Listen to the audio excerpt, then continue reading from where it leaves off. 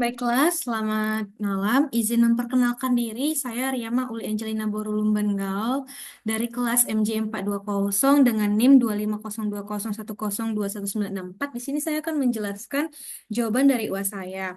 Nah, saya mengambil tiga soal, yaitu soal nomor 1, nomor 3, dan nomor 7. Untuk soal nomor pertama, jawabannya seperti ini. Apa sebenarnya tujuan utama dari investasi bagi individu dan perusahaan?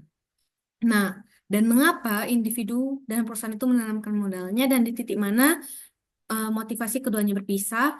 Saya akan menjelaskan secara singkat melalui PPT ini.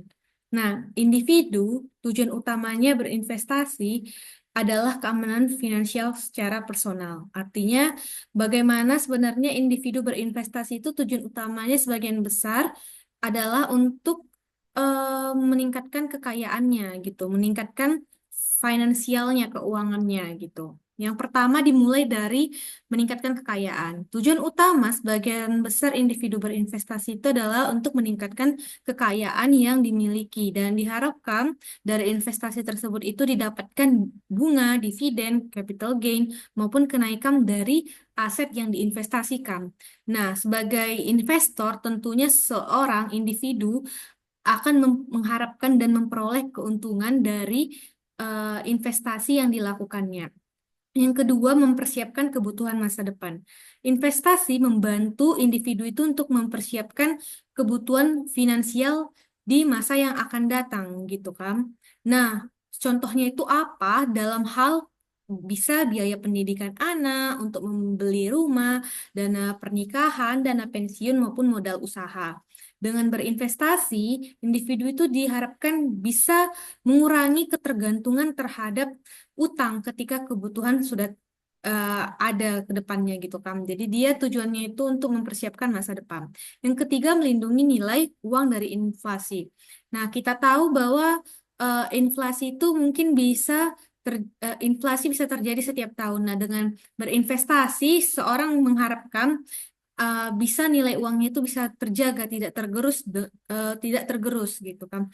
Jika uang, karena kenapa? Karena jika uang disimpan saja tanpa diinvestasikan, ya pasti nilainya akan berkurang secara real. Nah, melalui investasi, biar individu berharap gitu kan bisa mengimbangi inflasi atau mungkin asetnya itu melebihi nilai inflasi. Apalagi kita tahu bahwa misalnya ya inflasi setiap tahun itu 4%. Nah, diharap mungkin investasi yang diharapkan itu imbal hasilnya rata-rata 8%. Nah, dengan demikian dia dengan investasi eh, nilai uang itu bisa lebih tinggi gitu kan, mengalami pertumbuhan secara real dan melindungi nilai uang dari inflasi. Yang keempat, memperoleh passive income. Dengan berinvestasi, individu mampu memberikan pendapatan rutin tanpa harus bekerja secara aktif.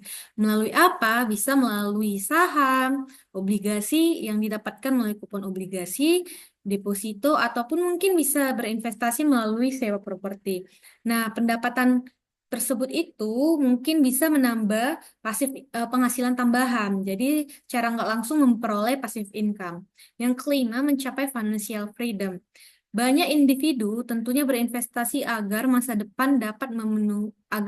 masa depan itu dapat memenuhi kebutuhan hidup tanpa sepenuhnya bergantung pada gaji bulanan. Nah, kebebasan finansial itu tercapai ketika investasi mampu mencukupi sebagian besar atau seluruh kebutuhan hidup. Yang terakhir itu diversifikasi kekayaan. Nah, dengan berinvestasi itu dia kan investasi bisa dilakukan tidak hanya pada satu instrumen saja, misalnya dengan melakukan diversifikasi kekayaan. Jadi investasi di berbagai instrumen. Nah, nanti dari situ jadi akan memperoleh keuntungan atau mungkin kalau ada kerugian ya kerugian itu nggak secara langsung mengganggu kondisi keuangan keseluruhannya gitu kan. Jadi contohnya itu gimana? Mungkin dengan mengkombinasikan investasi di saham, di obligasi, emas, reksadana. Jadi dari berbagai sumber gitu kan. Yang kedua, bagaimana tujuan utama investasi bagi perusahaan? Yang pertama, kita tahu bahwa perusahaan itu berinvestasi pastinya untuk memperoleh keuntungan atau profit gitu kan, profitabilitas dari perusahaan itu sendiri. Dan yang kedua itu mendapatkan pertumbuhan bagi keuangan perusahaan maupun nilai perusahaan itu sendiri. Yang pertama, memperoleh keuntungan. Keuntungan itu perusahaan berinvestasi dengan dana pada proyek atau aset yang diperkirakan bisa menghasilkan keuntungan yang lebih besar dibandingkan biaya yang dikeluarkan. Misalnya nih ya kan, perusahaan membeli mesin produk baru. Nah, dari mesin yang dibeli itu bisa meningkatkan kapasitas produksi yang nantinya akan menghasilkan laba atau keuntungan. Yang kedua, meningkatkan nilai perusahaan. Nah, investasi yang tepat bagi perusahaan bisa meningkatkan nilai perusahaan di mata investor. Nah, semakin baik prospek keuntungan perusahaan, pastinya semakin tinggi pula nilai saham perusahaan tersebut. Yang ketiga, memperluas usaha. Nah, semakin sering melakukan investasi dengan apa? Dengan membuka cabang baru, memasuki pasar baru, nambah kapasitas produksi, mengembangkan produk baru, maka perusahaan itu akan bisa memperluas gitu kan usahanya, memperluas pangsa pasar dan meningkatkan tentunya pendapatan dari perusahaan. Yang keempat, meningkatkan efisiensi operasional. Perusahaan juga berinvestasi pada teknologi, bisa pada eh, apa sistem informasi atau segala sesuatu yang mungkin bisa diotomatisasi gitu kan sehingga nanti hasilnya apa bisnis itu bisa berjalan lebih efisien. Nah, dari efisiensi tersebut nantinya akan mengurangi biaya operasional.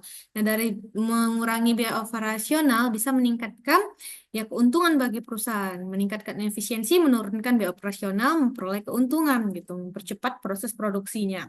Yang kelima, meningkatkan daya saing. Nah, perusahaan itu berinvestasi bisa salah satunya itu dengan melakukan research and development gitu kan, penelitian dan pengembangan melalui inovasi produk atau mungkin peningkatan kualitas sumber daya manusianya. Dengan begitu perusahaan nggak tertinggal dari perusahaan pesaing atau perusahaan lainnya gitu kan. Jadi dia akan meningkatkan daya saing ya dengan cara berinvestasi di mana di ya tadi research and development maupun SDM-nya gitu kan.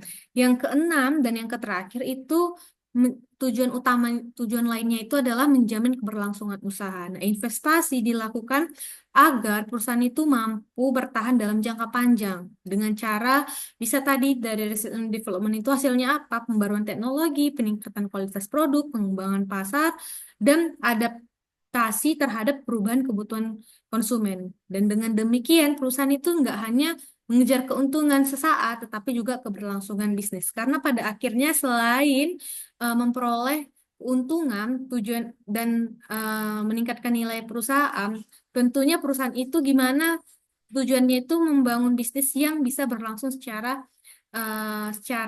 panjang gitu kan, berlangsung secara nggak hanya sesaat. Nah, apa perbedaan sebenarnya titik bisa dari eh, investasi di individu maupun perusahaan? Jadi fokus dari investasi di individu itu adalah keamanan finansial, sedangkan perusahaan itu fokusnya adalah memperoleh keuntungan dan pertumbuhan yang nantinya keberlangsungan bisnis. Demikian yang bisa saya sampaikan. Terima kasih.